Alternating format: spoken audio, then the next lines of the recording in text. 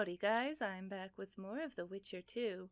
Last time I had a pretty gnarly hangover and spent most of the video trying to find my clothes. Today I'm going to check a few areas in Flotsam that I've missed, and I'm gonna maybe get around to questing. So it looks like there's a few books in here, so I'm gonna be doing some reading. The Feudal Society and Its Enemies, and I've also got the exact same book, and from the Annals of Mahakam History. And finally, here's this guy. Greetings! What brings you here, White Wolf? Make yourself at home, please. Do we know each other? I've heard, or rather read much about you, in the letters of the Rivian diaspora. Well, nice to meet you. Einar Gausel, fundamentally a trader in old curios, although I also concern myself with the non-human community. Oh, alright. Oh, let's roll some dice. I'd like to change my hairstyle. Let's trade books. Okay, I've got to do this right now before I do anything else.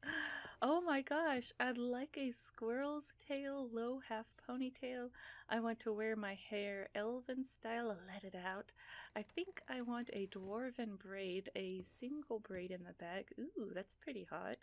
I think I'd look good with a raftman's do, a full ponytail, and I would like a centurion pendulum, shaved temples, and oh gosh, that sounds, no thanks. Let it out. I want my original Gerald. Give it to me. Oh, I have to, it's not free, of course, since when is anything free in this game?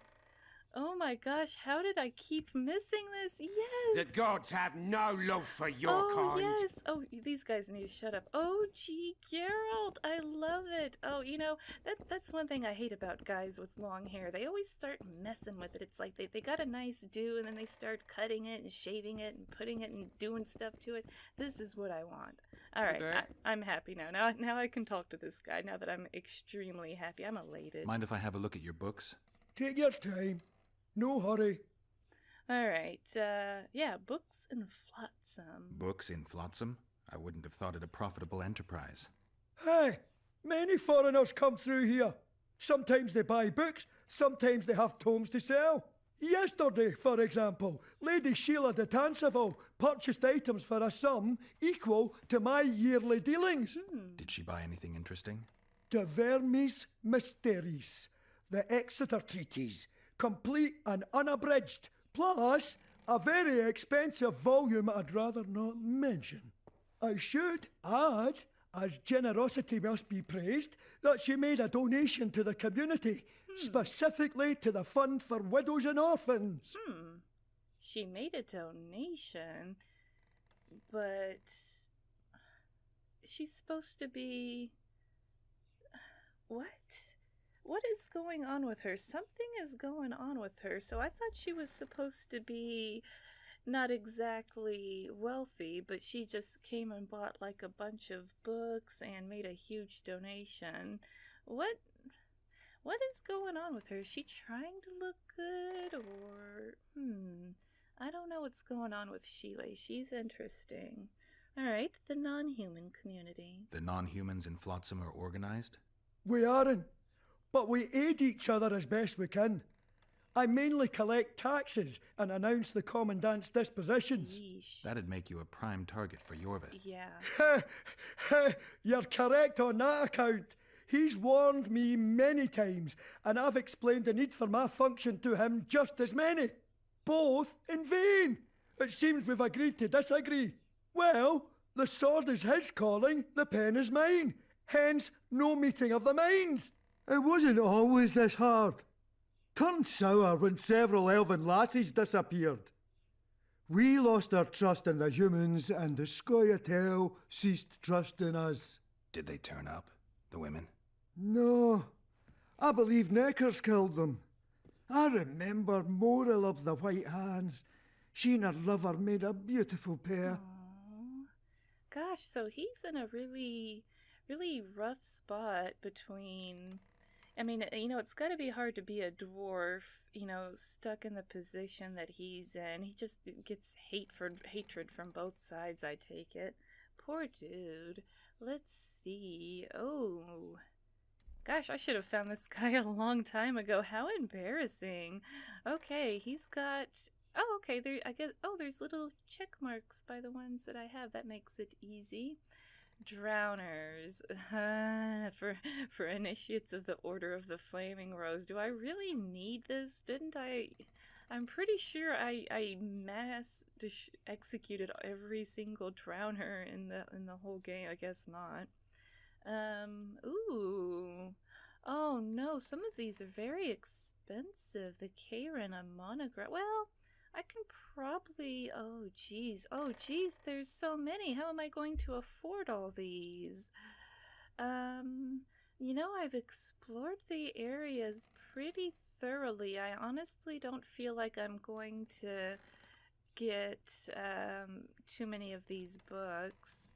I guess, do I want the Karin one? I probably contains all available knowledge about Karins. I probably need that one since that's the main thing. I guess I need to double click it. Oh, that's expensive though. Alright, Wraiths, Fear and Trembling in Las Vegas. Well, it's Fear and Loathing. Alright, 3 years among the Endergas. Oh, geez. I feel like these might all be kind of plays on books, and I don't know. 3 years among the Endergas. I don't know if that's a play on a different title or not. Contains all available knowledge on Endergas, which I've been fighting a bunch of those off camera. I should have definitely come here. The Vizima Uprising describes the revolt of Jacques d'Aldersberg.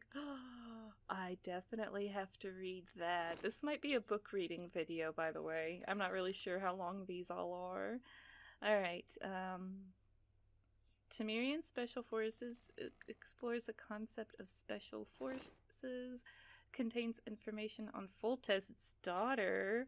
Oh gosh, what is she up to these days? The Pontar Valley, Horrors of War Wrought Fiends. The Art of Magic contains information on magic. I don't know about the... Okay, Harpies. I guess I can afford everything. Magic and Power, Monstrum, the Neck Curs and the Mist, and the Drowners. I'm a lot poorer. That hurt. Alright. So this is probably going to be a book reading video. I'm gonna see if... I've already met these folks here. I don't know if they've got any new dialogue, so let me talk to them real quick. The gods have no love for your kind. Alright, well, I think I have the answer to that. Gosh, is there somewhere I can go read with, maybe some nice music or something? Maybe more in town, get some background. There we go. It's not just my dumb voice. Alright, I am going to be reading for a minute here. Alright, books, and... I guess some of them, let's see, oh gosh. I know I've read the About Dragons, I finally got around to that, and oh gosh, I have no way of knowing, okay, hold on, I have no way of knowing what I've already read, do I? Let me, oh, that's, oh gosh, what do I do with my life? Let me go back, and, I guess I could sell the ones that I've already read, so I don't waste a lot of time. Mind if I have a look at your book? Yeah. Let's trade. Okay, let's see. Alright, I want to sell... Oh... I don't have... Oh, this is bad. Okay, I know I've read the one on Vale Pettus.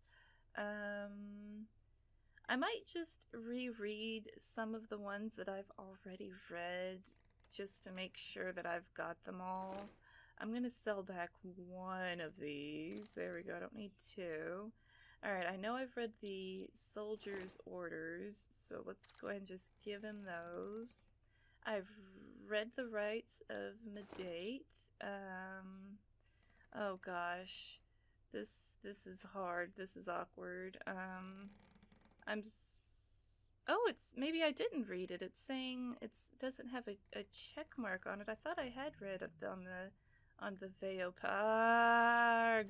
Okay, you know what? Okay, alright, I'm sorry. I'm just going to read every single book, and I don't know if the whole video will be me reading. I'll put like a timestamp if I do something besides read, but it might just be me reading. Alright, over here, we're gonna park our behinds over here in the middle of town, and we're just gonna sit on the side of the road, and I'm gonna read every single one of these, even if I've read them before. I don't even know. It's reading time. Alright, Vale Pettus, A Forgotten God, which I thought I already read this, but just in case. Vale Pettus, a forgotten god of the Pontar Valley, is still worshipped in certain forest settlements, but the times of his greatness and popularity are long past.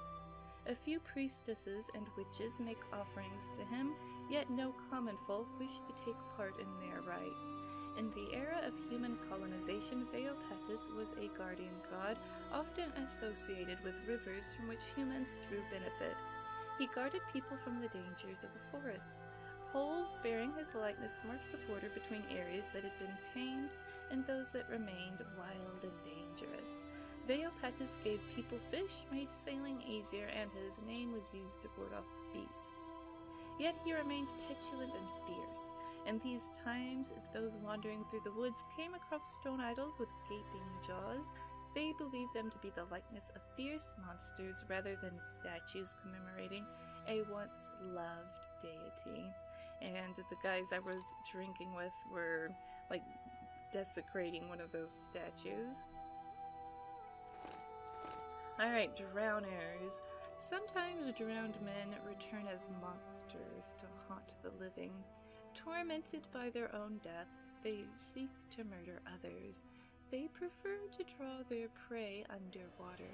As their victims drown, they tear them to shreds and consume them like soggy biscuits.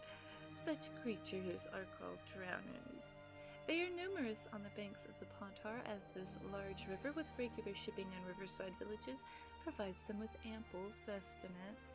Well, it sounds like they have a reason to be here, but sounds like they're, I just remember hitting them with one Igni over and over again by the end of the last game, and it was pretty satisfying, but still annoying. Alright, the Neckers in the Mist. Imagine a drowner that burrows tunnels, climbs trees, is more vicious than usual, and when ambushing its prey, it does so with many of its kin. Now you have a good idea of what a Necker is.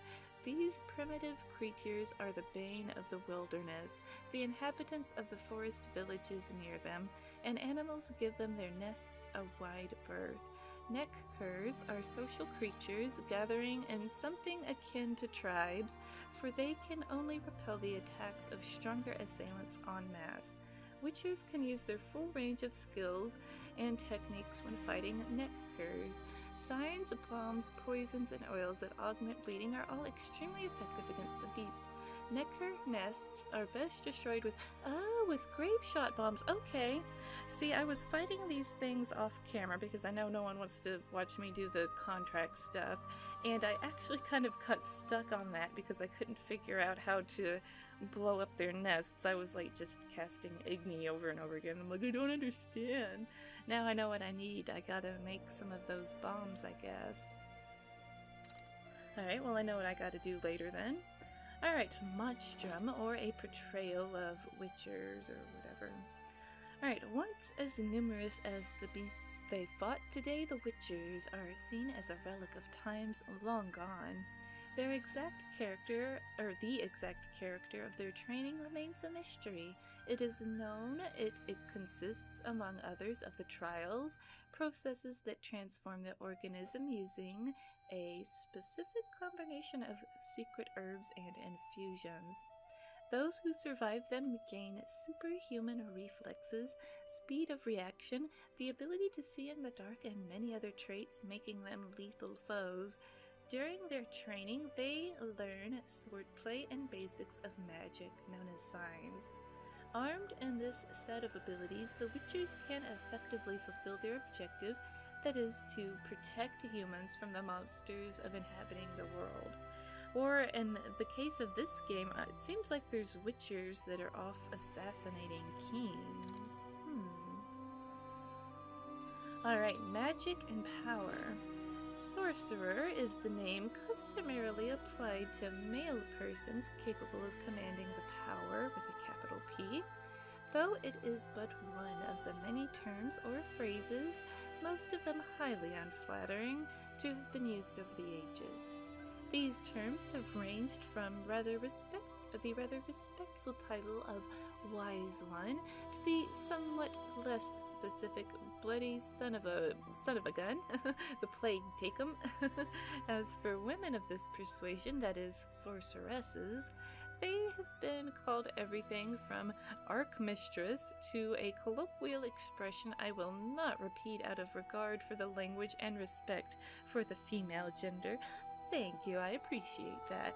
The command of the power these mages possesses sets them above mere mortals, which can be good or bad.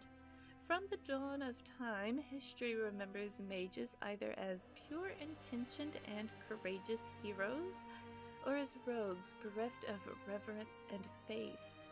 Human memory tends to remember the latter for longer, which may be why common folk mostly hold people of this profession in contempt.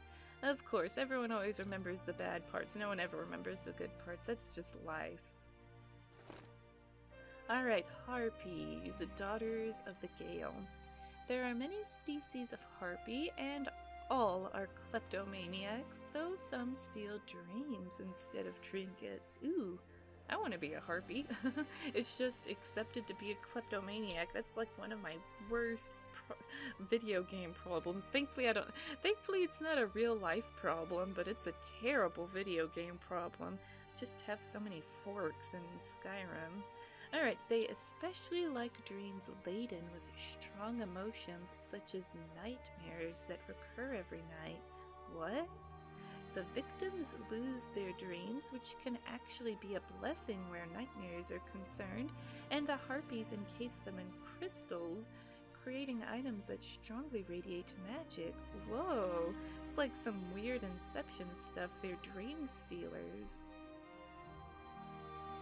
Mages desire the dreams these creatures steal. Ooh.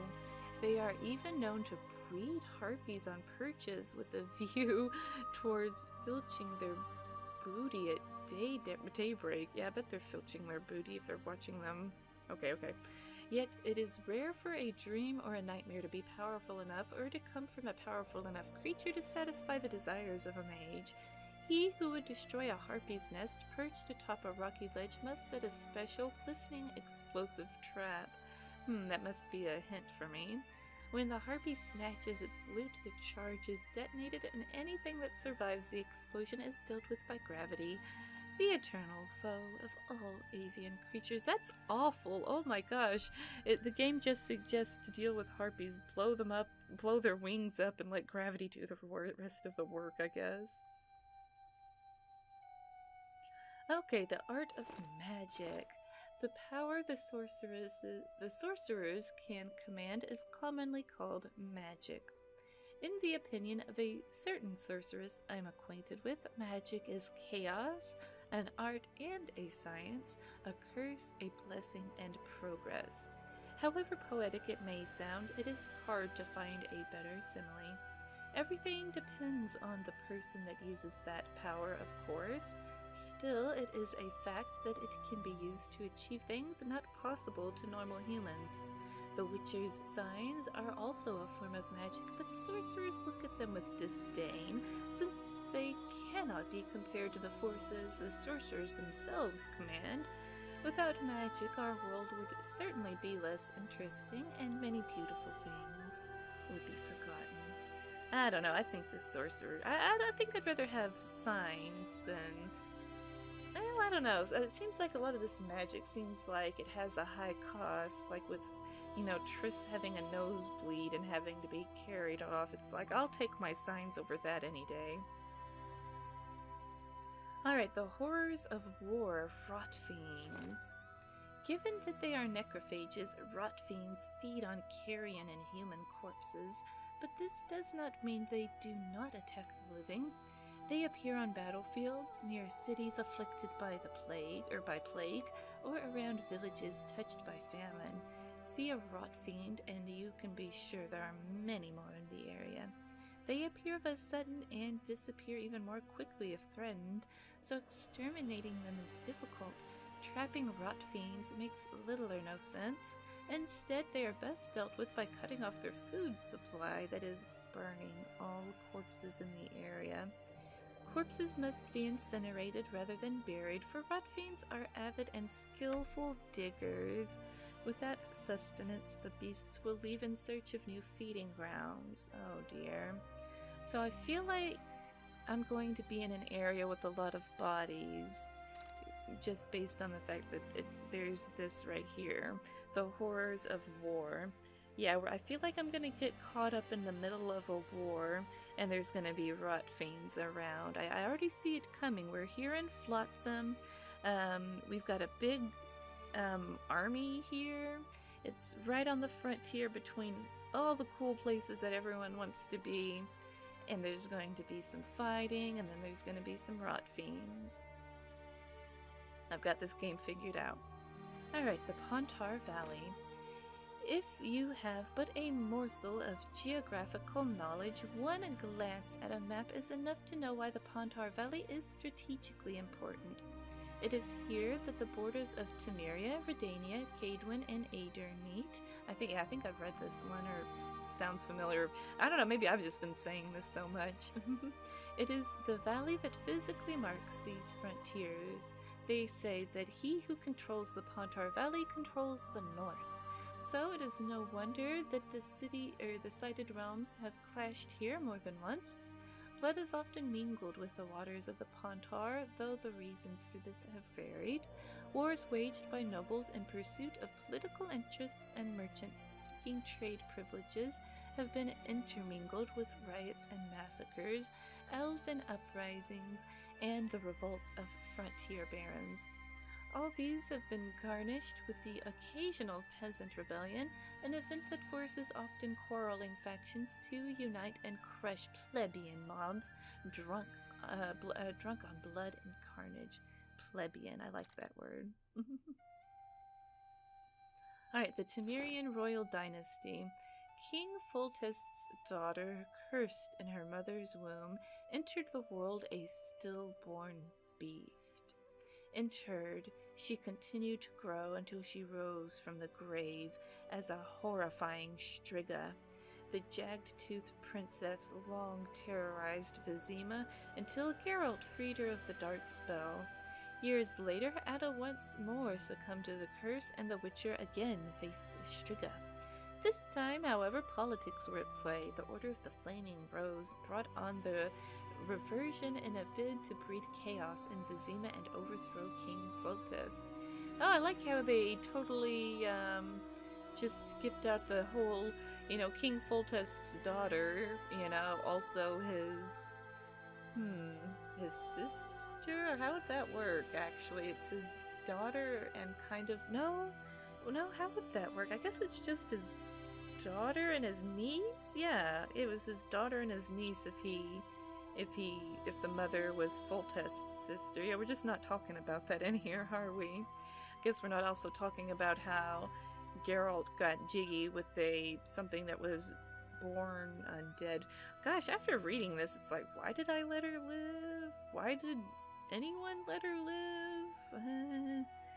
I don't know. Alright, well, hopefully she's doing alright now.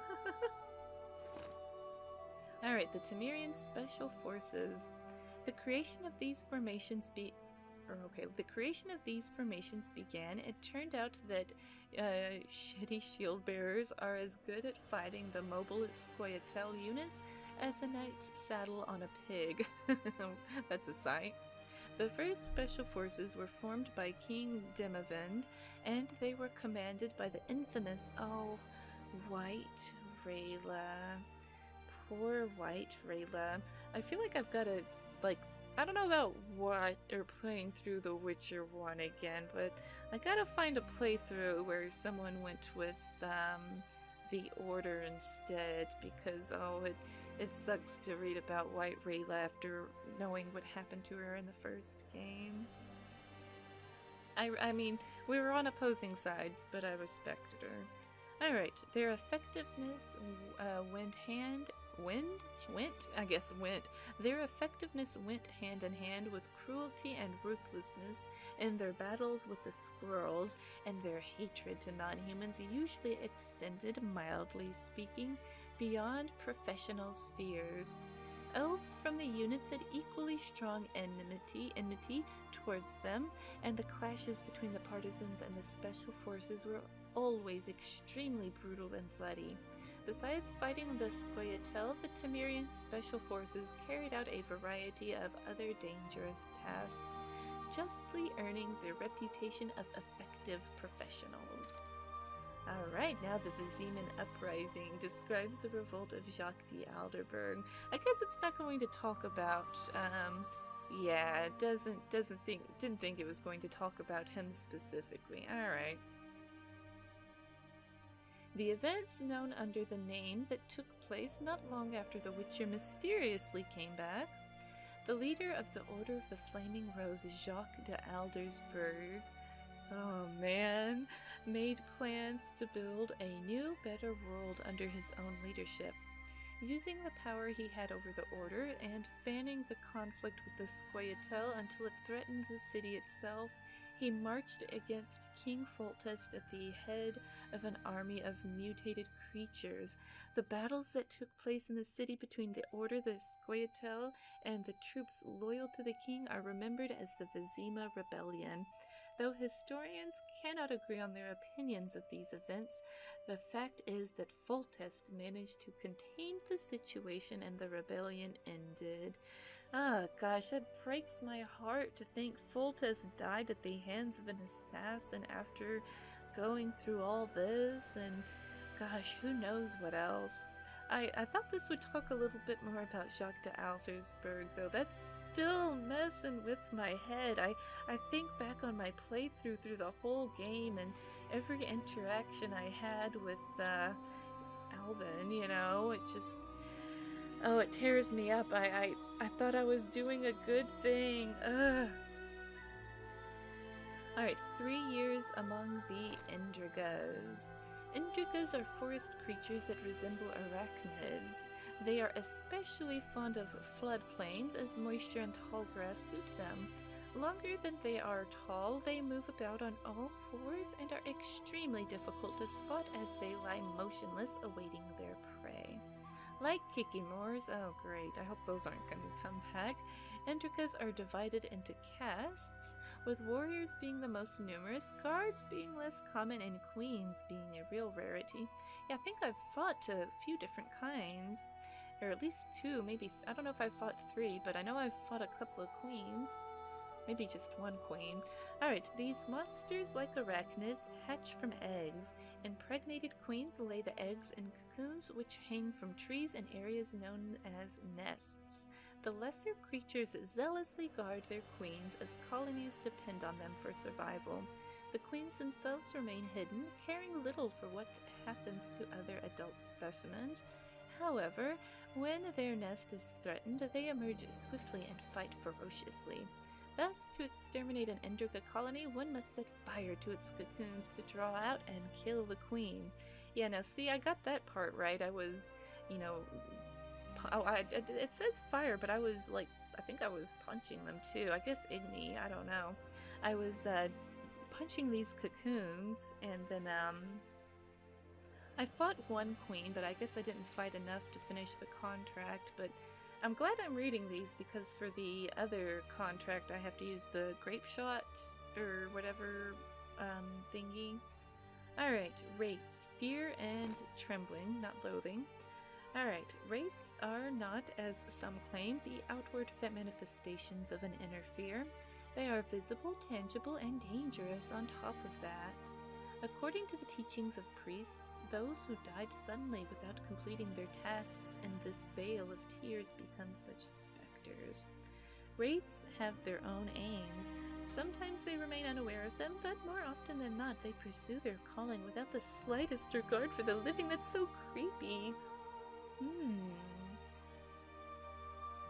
So I think I ran into Wraiths in the first game, and you know, it's saying that they have their own aims. I feel like I'm going to be running into some more and probably actually talking with them.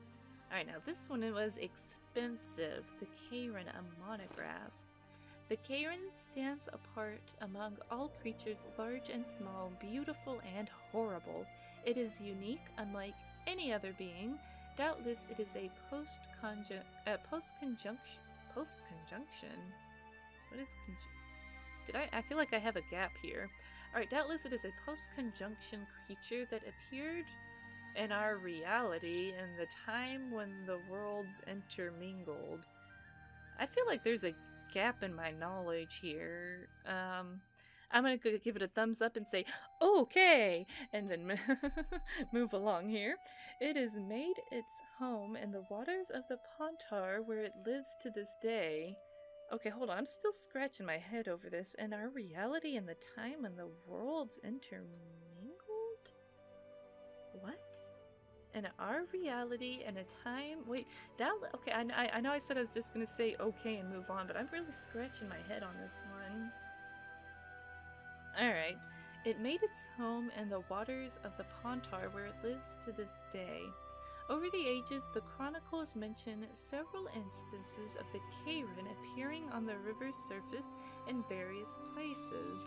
There is no certainty if these mentions apply to one of the same creature slowly moving up or down river, or to the original creature's progeny seen here and there. What? Progeny? Oh boy. Interesting, to say the least. That, I see why that was expensive. There were some doozies in there. Knowledge about Karins, plural, as in more than one. Okay, so it's not just the Karin with a capital K, but plural. There's more. Wonderful. Alright, let's move along then. That one was interesting. Alright, from the Annals of Mahakam history. Dwarves are one of the elder races, stocky and bearded, with strongly built bodies and low voices. They are distinguished for their height, which is lower than human. Of simple and direct manners, they are sometimes seen as grumpy, sleepy, happy. Well, gosh, I don't know the 7 dwarves. I'm sorry, I just don't. I would totally go with, I would rattle them all off, but I think they're sleepy. Wait, did I already say that? Alright, they are sometimes seen as grumpy, unkind, and greedy. I don't know, I think they're kind of grumpy, but I don't think they're unkind. I think they're just not fake. I think dwarves just keep it real. I don't think they're unkind, they just keeps it real. Alright, I have to stress that my own opinion of the dwarves is by no means similar to the latter part. I only cite it in here to present the views of other people, even if they are dull-minded, hate-blinded buffoons. Who is the author of this book? Man, this is an interesting book. Mahakam is the dwarves' mountainous homeland, famed for its numerous mines where precious stones and ores are mined. Many dwarves also live in human cities, for that race usually adapts to new neighbors easily, something that cannot be, unfortunately, said about a large part of humanity. Despite vexations, persecution, and even bloody pogroms, the coexistence with dwarves goes a lot better than with elves. Their flair for trade and craft makes them excellent merchants, bankers, smiths, and armorers. And they got a lot of personality to boot. They really do. They're just...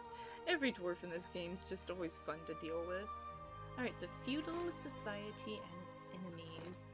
Sequoyah Tell is a name used by the rebels fighting for non-human freedom. In the common tongue, it means squirrels. Someone didn't put a space right here. And I think the period, you know what, I actually don't know. I think the period's supposed to go inside the quote. I know, I just want to take a red pen, but I'm probably wrong on half of it. That's a comma splice. I'm joking. Okay. As some would have it, it is because of squirrel tails that adorn the rebels' caps, or from the forest board they had to survive on. Sequoyah Tell formed units over a score strong, consisting mainly of elves, yet sometimes dwarves and halflings joined too. Ooh, halflings. During the last war against Nilfgaard, the Sequoyah Tell fought on the side of the Empire. making diversions and great damage beyond our lines.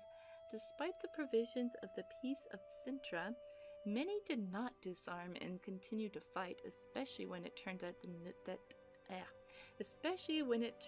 that Nilfgaard sacrificed them in the name of peace and gave the unit's leaders to the Nordlings to be executed. Nordlings, oh my gosh. Well, gosh, the Sequoyah Tell, it's like they got screwed no matter where they went. I feel bad for them. Alright, the Realms of the Nordlings. I might have read this one. I think I've had this one for a while. I'm not sure, but like I said, I'm reading everything. The realm is bordered by Cadwin to the north, Redania to the northwest, Tamiria and the Massif of the Mahaka Mountains to the west, and Lyria to the south. The Blue Mountains is its eastern frontier. Aedern's coat of arms, okay, I have read this, is a golden red chevron on a black field, and its capital is Vengerberg. Alright, so Vengerberg is Aedern.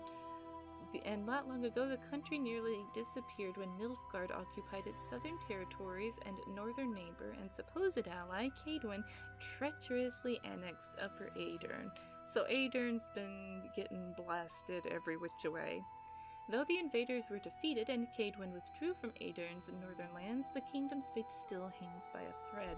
The country has been ravaged by peasant revolts, and its central government seems ever unsteady. I'm wondering if I'm going to end up there. I have no idea where I'm going from here. Alright, the Grand Temple.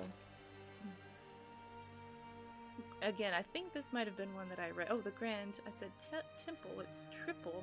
The great Melitele is, among others, the patron of love, marriage, fertility, nature, and abundance. Her cult came to be through the blending of those beliefs many different races and cultures held about these aspects of life. Melitele's popularity never waned, and the phenomenon is explained in various ways. I think the causes are prosaic myself. The cult of Melitele is predominantly a woman cult, and the goddess is, among others, the protector of women in childbirth. Right, I know, I've definitely read this. A delivering woman has to scream, and apart from the usual yells and empty promises that she will never give herself to another mangy man again. Oh, I don't know, I don't remember that part, but the woman has to call some deity for help, and Melitele fits the bill perfectly. Because women were deliver, and will be delivering, the goddess Melitele does not have to worry about a lowering number of worshippers. Alright, I read the About Dragons like not long ago, but like I said, I'm just going through everything here. Dragons were once commonplace. Their rule over the continent absolute. Dragon fire was the bane of cities, and dragon appetites were a constant threat to the first colonizers. Mages stood against these creatures. Witchers were created to fight them. Today, dragons are nearly extinct. There are occasional sightings of forktails and slyzards, but these creatures are to dragons as stray cats are to tigers. Dragons were brought to the brink of extinction by professional hunters like the famed Crenfrid Reavers. Alchemy ingredients from the dragon's body are among the most expensive and highly sought after by mages. The beast's roasted tail is considered a true delicacy. Yeah, so I know I definitely read that. Wonder if I'm gonna eat any dragon tail. That dragon tail BLTD? DLT? Sure. DLT. T is for tail. Whatever. Alright, the Arrachas, a study. Arachnids are lone hunters. They patiently lie in wait for their prey in order to kill it with one swift strike when it appears. The same is true for the Arrachas, a huge creature that took a liking to the riverside forests, becoming their undisputed king. As ruler thereof, the Arrachas will not share its territory with any other hunters, witchers included. Ooh, so that one won't be friendly. Alright, the Arrest Warrant. I've definitely read all the quest ones already, so I believe I'm caught up on all of the books now, and I guess the best thing to do would probably be to just run right back and sell them so that I don't... The gods have no love for your kind. Okay, are you gonna scream at me every single time I come in here? Because that's gonna work. Mind my if I have a look nerves. at your books? Take your time. No hurry. All right, let's trade, and I guess I just I sell them. I don't think I should sell the quest items. I don't know if I should. I mean, they're not taking up weight, but I mean, they're just also taking up space, so I don't know. I feel like oh, you can't sell a quest item. Okay, so I guess it won't let me sell it if it's actually still important. So I guess I can just safely unload all of this, and then it becomes much easier to find out if I've read a book or not. Well, wait, no, not really. This might have been a bad idea. Maybe I should have kept it. I think that might have been a bad idea. Mind if I have a look at your book? You know, I'm just gonna have to probably find a mod that tells me if I've read the books or not. I think I should have probably. I guess you only have the check mark if you own it, so I shouldn't have sold it back. Especially because they sell for next to nothing. I should have just kept it in my inventory. Don't know if I have an autosave where I can save scum. Let's see, do I have an autosave? Geez, only thing I have are my manual saves. Alright, how embarrassing. Maybe there's a mod that'll help me with the books, because I do enjoy reading them, but good grief, trying to figure out what I have and haven't read is a bit of an ordeal. Maybe I have to keep a list. Okay, I've read this one, I've read that one. Alright, well, oh, you know, one more thing. I saw that he The gods have no... Mind if I have a look at your books? Take your... This roll some dice is yellow. I don't know if I need I want to play do dice. this with him or not. Prove you're good enough. Then who knows? Oh. I'll be back. Okay, so he won't... That's indecent! Could you stop? Okay, so... That's indecent! What's indecent? Why are you yelling at me? Is it because I'm pushing you? Careful with those swords. Gosh, everyone's so mean to me.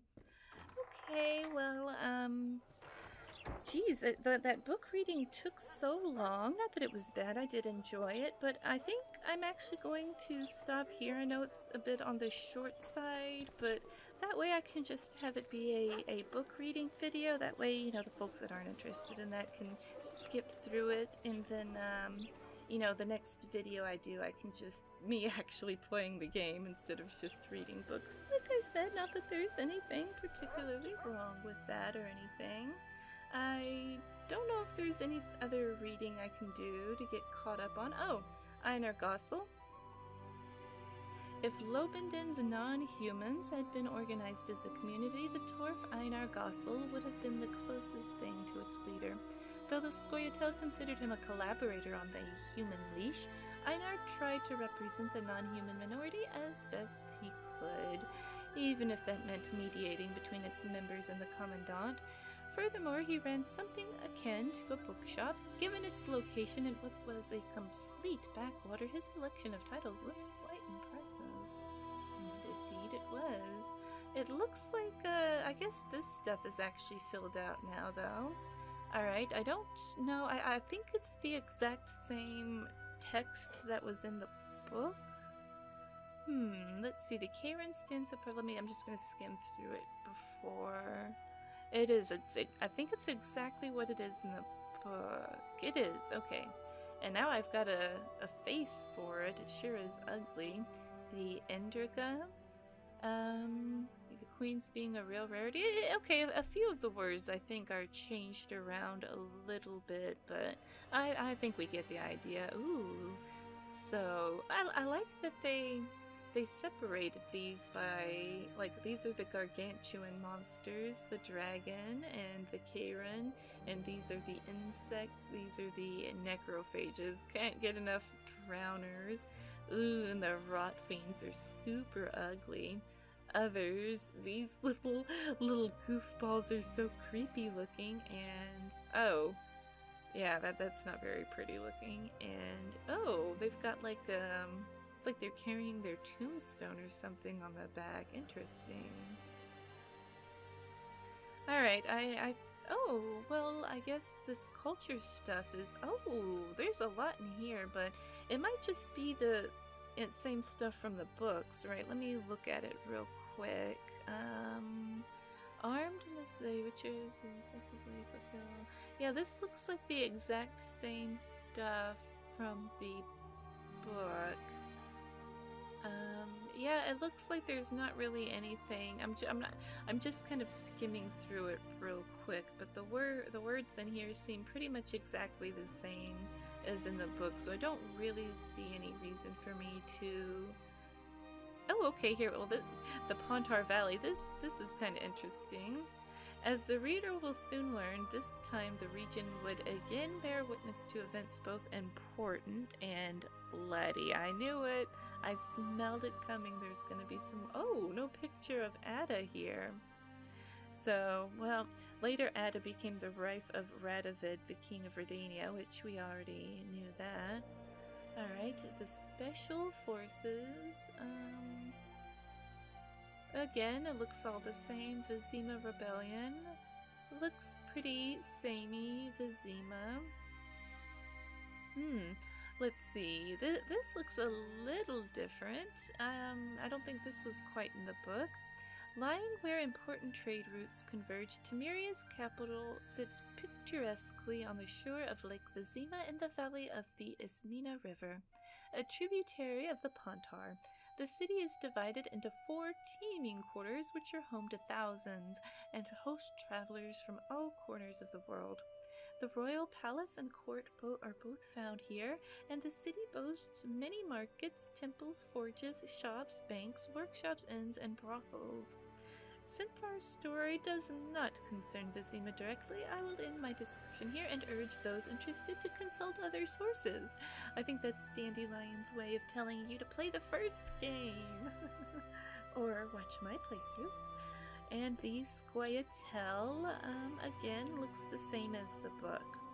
Alright, so I think I'm all caught up for realsy reals on the books and reading and stuff, which there does seem like there's quite a bit more of it in this game, but, you know, it's great to have the world all fleshed out, and I think the way it's contained is pretty good. You know, everything you need is in the journal or in the books, and it's really nice for people that have already read it. It's like, I don't want to hear that again. They can just skip through it and get right into the fun of the game, because it gets pretty, you know, dry to have exposition explained to you through characters and forced events in the game. So it's actually pretty nice to just be like, here's all the world building stuff. If you want to actually, you know, play the game, play the game. If you want to know about the world, read about it. I think that's a good, happy balance for, you know, new players like me that have never played, and then for people that have gone through it before and they're just like, yeah, I'm not interested in reading the books. Alright, well, I'm sorry that this was just a book reading video. I apologize. I wanted to get to questing, but, you know, that's how it happens. I wasn't expecting to buy a whole bunch of books, so next time I'll actually do something, get somewhere. I don't know. Thank you guys for listening to me read today. I got a swell new haircut. I look pretty good, I think. And I'll do some quests next time. Thanks again for watching, guys, and bye for now.